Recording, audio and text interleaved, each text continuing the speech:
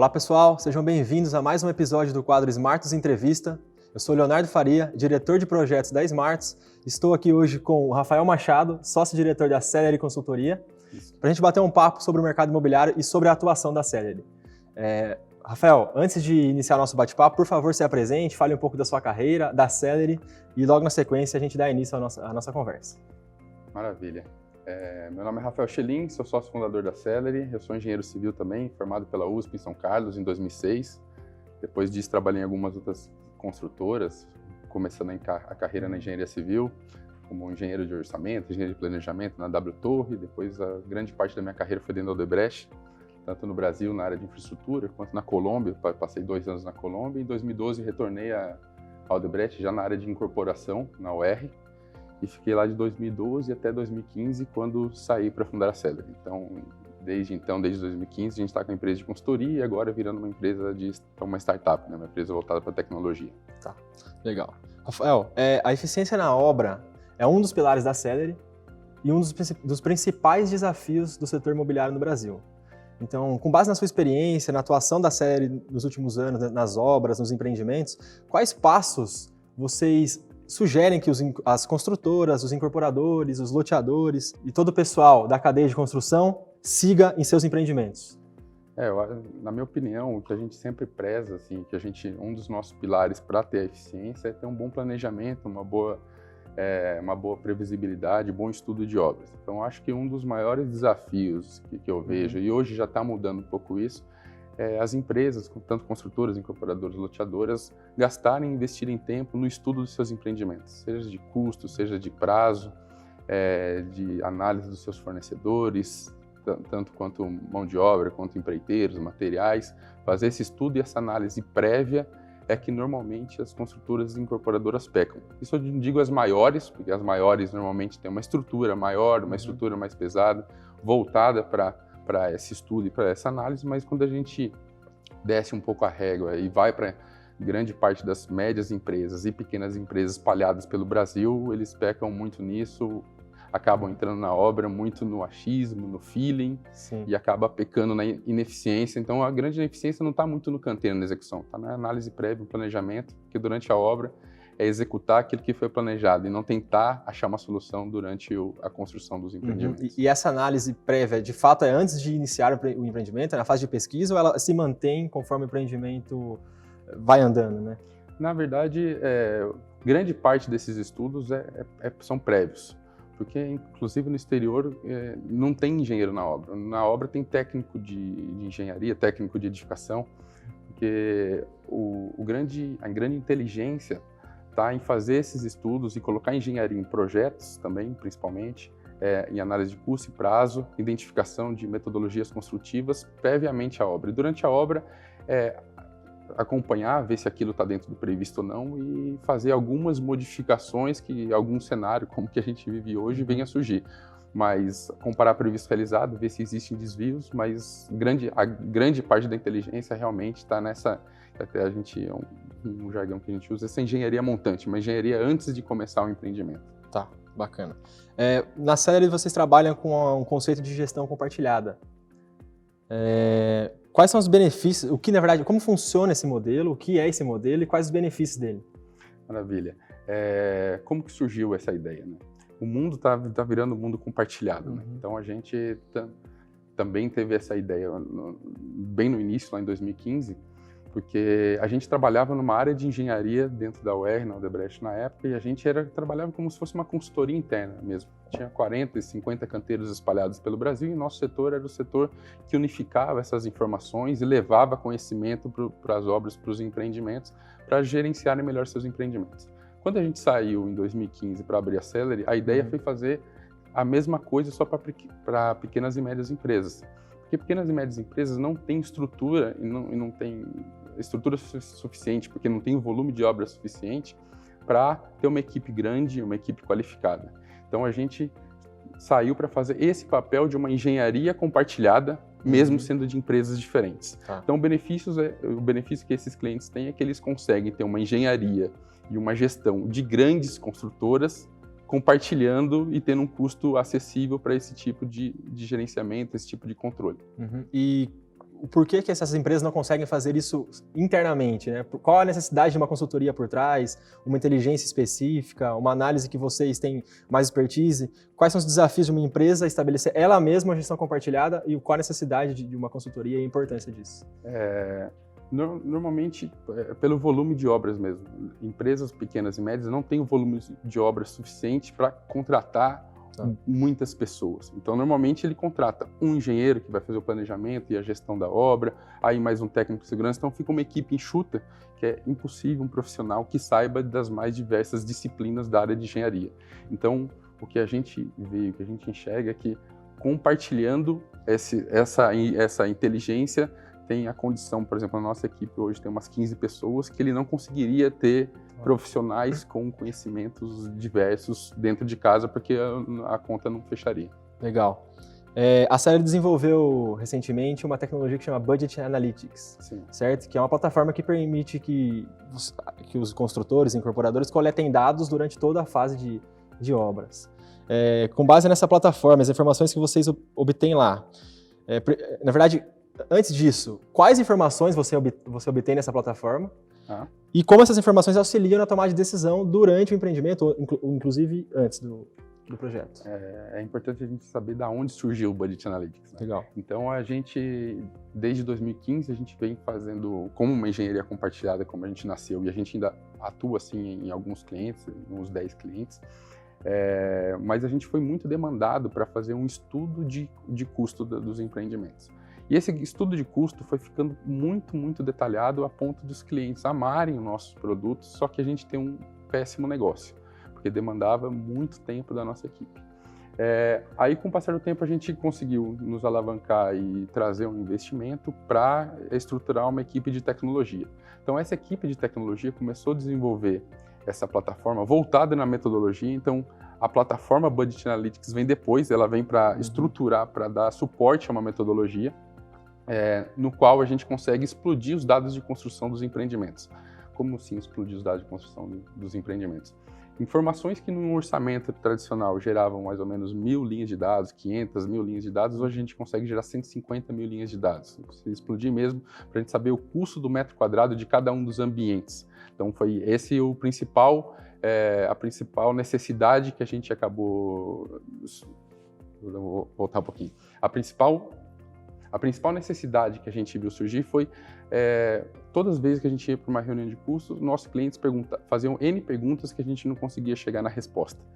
E aí não conseguia chegar à resposta por quê? Porque não tinha os dados suficientes. Então, para chegar naquela resposta, demandava muito tempo da área de engenharia, fazendo estudos, levantando, indo para casa, lição de casa, passava algumas coisas para eles e para a gente chegar numa otimização de projeto. Agora, com esses dados explodidos, reuniões que demoravam, sei lá, uma semana, ou demandas de uma semana, 15 dias, 30 dias para a gente chegar nas soluções, em 4 ou 5 horas tem todas as informações, já sabe demandar cada um das áreas, os responsáveis, e conseguir realmente ter a segurança do orçamento e otimizar os custos de construção.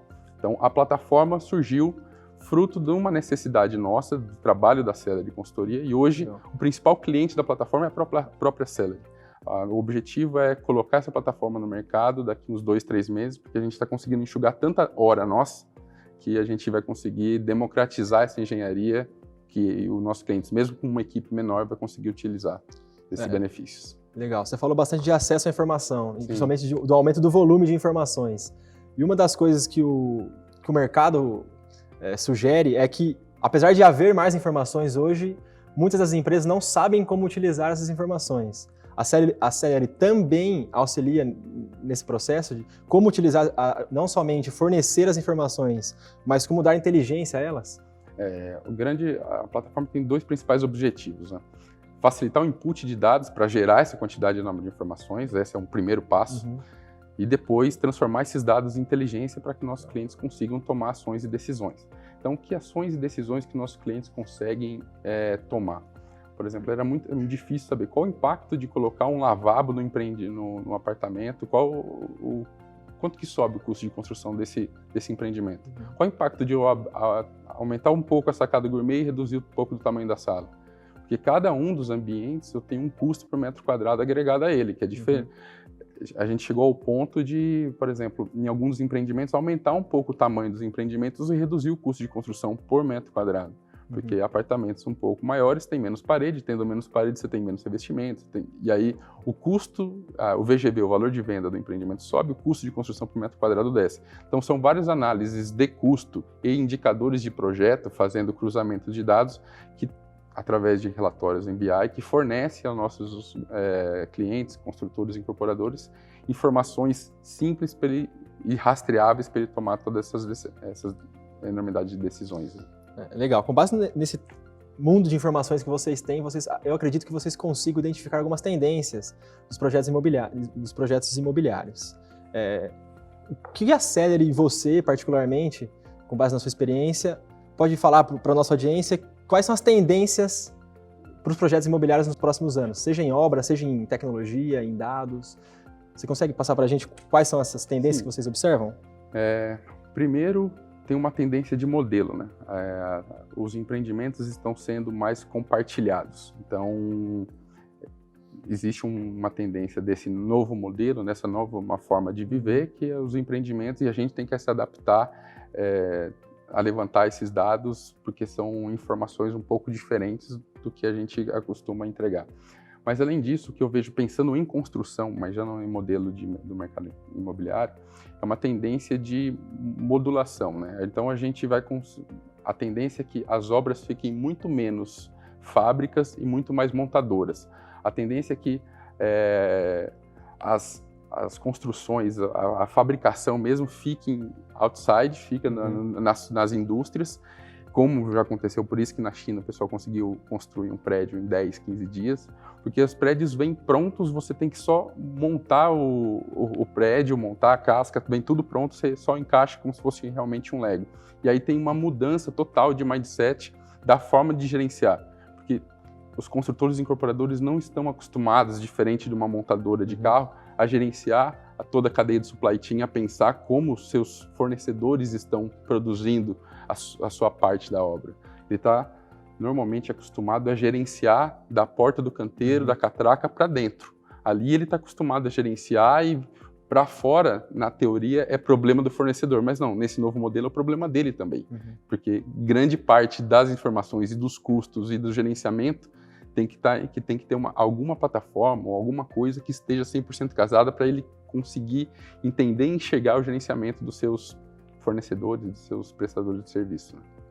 Hoje na Celeri, vocês trabalham com qual nicho de mercado? Vocês atingem todos os segmentos do setor imobiliário ou existe algum nicho específico como Minha Casa Minha Vida, por exemplo? Não, hoje tem todos os nichos de mercado. A gente tem bastante Minha Casa Minha Vida, empreendimento de médio padrão, até casas de alto padrão, hospitais. O que a gente vem trabalhando menos é com lajes corporativas e salas comerciais, mas isso é muito mais uma demanda do mercado, que o mercado acabou nos últimos anos tendo muito estoque desse tipo de empreendimento, então tem menos volume de empreendimentos desse tipo, mas a gente não tem restrição para o tipo de obra que a gente atua. Legal. Sobre o Minha Casa Minha Vida, que você mencionou que trabalham, uma opinião pessoal sua, que vive isso, que está no mercado há um bom tempo, para onde você acredita que vai caminhar esse modelo de negócio que já está em declínio ou no mínimo sendo reformulado? Então eu gostaria de saber a sua opinião pessoal sobre para onde caminharemos com Minha Casa Minha Vida. É muito difícil porque não tem nenhum sinal e nenhum novo cenário que está pintando, né? Então, a gente sabe que é um modelo que já tem, acho que não sei, uns 8, 10 anos, alguma coisa assim. Muito dinheiro já foi colocado nesse negócio. Muitas empresas hoje sobrevivem porque existe esse modelo de negócio subsidiado no financiamento da Caixa. E como esse negócio, como você disse, está terminando, tem data para acabar, se não tem, a gente sabe que está chegando ao fim, mas eu acho que de alguma forma vão existir outros caminhos, porque a base da população que precisa de moradia é a base da população que consome o Minha Casa Minha Vida, né? Que só tem acesso a esse tipo de moradia. Então, seja principalmente faixa 1, que é o mais popular, ou faixa 2 é um pouco menos, e 3 eu acho que pode ser que acabe passando as responsabilidades para as incorporadoras assumirem isso da forma de uma corporação tradicional. Mas eu vejo que a faixa 1 e 2 vão acontecer vai ter algum outro tipo de programa, porque é essa população menos assistida que tem sua moradia menos digna. Então, de alguma forma, eu acho que ou o governo ou a sociedade vai achar um novo caminho para continuar assistindo e um outro tipo de programa para dar moradia às pessoas mais carentes. Legal. Rafael, caminhando já para a parte final do nosso bate-papo e um jogo rápido, mais descontraído, para a nossa audiência conhecer um pouco melhor o Rafael mesmo, por trás não só o sócio-diretor, mas Rafael, marido, filho, enfim, irmão. Rafael, um time do coração, se houver. Santos. Um estilo musical. MPB. Um hobby. Hoje, brincar com minhas filhas. Um ídolo. Ídolo Ayrton Senna. E por fim, eu tô vendo na sua camiseta aí, chega de achismo, uma frase, mas queria que você passasse para a nossa audiência uma frase que você se inspira, ou uma mensagem final, para que todos possam conhecer melhor você, a Celery, e saber em quem ou em o que você se inspira. Eu sempre vejo momentos como o que a gente está passando de crises, assim, sempre um momento que a gente consegue, onde todo mundo vê a crise. Eu sou um cara muito otimista, eu sempre vejo alguma oportunidade, porque nesse momento não está uma crise, não está ruim para para outro, está afetando praticamente todos os mercados, exceto quem vende álcool gel, quem vende papel higiênico. Agora o restante acho que está afetando todo mundo. Então, se está afetando todo mundo, o que será que a gente pode fazer de uma forma diferente, de uma forma melhor, para nos reinventar e sair dessa crise com aprendizado e fazendo algo melhor e mais eficiente do que fazia anteriormente? Então, momento de crise é hora de ter criatividade, a hora da gente pensar um pouco diferente e reinventar aquilo que a gente faz. Então, isso que eu enxergo não é a primeira crise que a gente passou, já vivemos de outra crise, abri a empresa na crise, né? Então, a gente sempre, dia após dia, nos reinventando. Óbvio que essa crise é sem precedentes, não dá nem para comparar com o que a gente viveu, mas é uma oportunidade a mais para a gente pensar um pouco diferente, sermos mais criativos e reinventar aquilo que a gente faz, para quando a gente sair dela, sair todo mundo um pouco melhor do que entrou. Pessoal, com essa mensagem e esse bate-papo descontraído, a gente vai encerrando mais um episódio do Smarts Entrevista. Rafael, obrigado pela presença, por compartilhar sua experiência e seu conhecimento com a nossa audiência. Para você que nos assiste, confira os nossos próximos conteúdos, inclusive o quadro Smarts Entrevista no Smarts Play, no YouTube e nas nossas redes sociais. Muito obrigado, Rafael. Agradeço vocês, Smarts, agradeço você, Léo, o Lucas, por ter falado, e parabéns pela iniciativa. Acho que nesse momento de crise, como eu disse anteriormente, é hora de se reinventar, e vocês estão fazendo isso, que eu acredito muito. Parabéns. Obrigado, Rafael. Obrigado pela presença. Um abraço, pessoal. Até a próxima.